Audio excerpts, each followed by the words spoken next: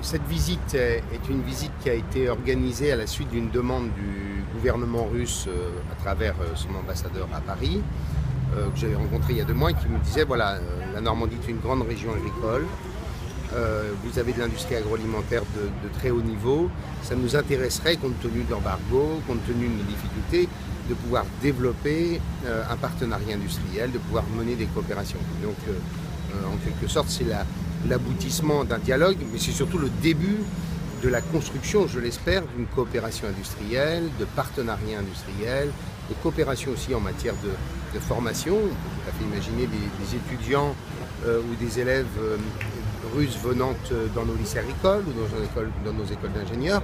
Donc l'idée, c'est de commencer à bâtir quelque chose, d'où la première visite au ministre de l'Agriculture. Quel type de produits vous avez encore qui viennent de l'Europe? Est-ce qu'il y a les bio, produits bio? Est-ce qu'il y a d'autres types de produits qui viennent de l'Union européenne que vous avez ici dans votre magasin? C'est l'Europe, c'est l'embargo par exemple. C'était aussi le fromage de Tchéquie qui sont venus. C'est un embargo. Il n'y a plus au fromage de Tchéquie parce que Tchéquie c'est bien fabrique le fromage, mais c'est pas le fromage comme chez vous par exemple. Mais il y a quoi? Un peu l'état des lieux des produits français ou normands dans les rayons. Donc on voit du camembert russe ou du camembert suisse et pas du tout de produits français. Donc on n'a pas été remplacé véritablement. Ce sont des produits très chers qui sont vendus sous blister et donc c'est du haut de gamme. Et naturellement, les produits d'Isigny ont leur place, mais avec l'embargo, ils ne sont plus présents. C'est la différence de prix des produits qui sont nettement moins chers que ceux que l'on a en Europe de l'Ouest. Ce qui est frappant, c'est de voir qu'il y a certains rayons qui sont vides à cause de l'embargo, ou différents, pas du tout d'importation pour la charcuterie, pour le fromage. Ce qui fait plaisir, c'est de voir quand même quelques produits français, comme le cidre que l'on a vu au rayon cidre, du cidre qui vient de Normandie et de Bretagne. Voilà, donc premières impressions, un magasin aussi où il y a énormément de monde. Hein. On est à la fin d'après-midi, mais ça grouille de personnes un peu partout. Voilà, quelques impressions. Et puis une petite présentation de la Normandie. Merci beaucoup. Merci beaucoup de cette visite passionnante. Merci beaucoup. Merci à vous aussi.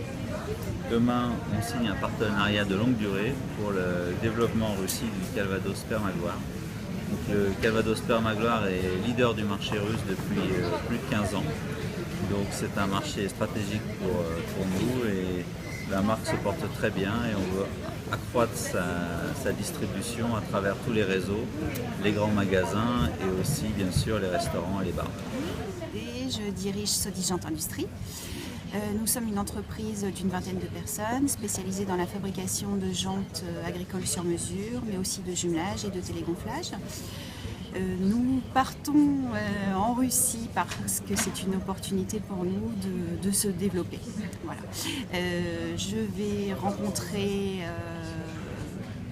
beaucoup de clients potentiels et j'espère vraiment pouvoir trouver de bons contacts, trouver des distributeurs pour pouvoir implanter nos produits ici en Russie.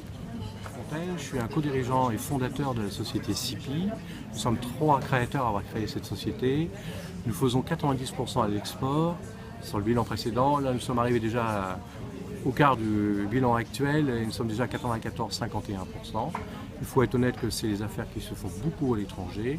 Et je pars en Russie pour une raison très simple. C'est que nous avions fait une étude à l'époque sur la presqu'île des Malles.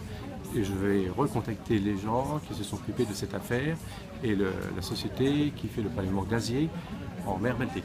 L'Europe changera un jour de stratégie. Les Russes probablement reviendront à des stratégies plus raisonnables. Tout ça permettra de renouer des relations commerciales comme nous en avions avant.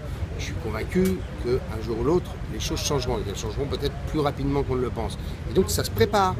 Et le fait de pouvoir commencer à engager des discussions avec des partenaires industriels, des discussions sur un certain nombre de produits, c'est autant de pas qui sont construits au jour où les relations seront totalement normalisées.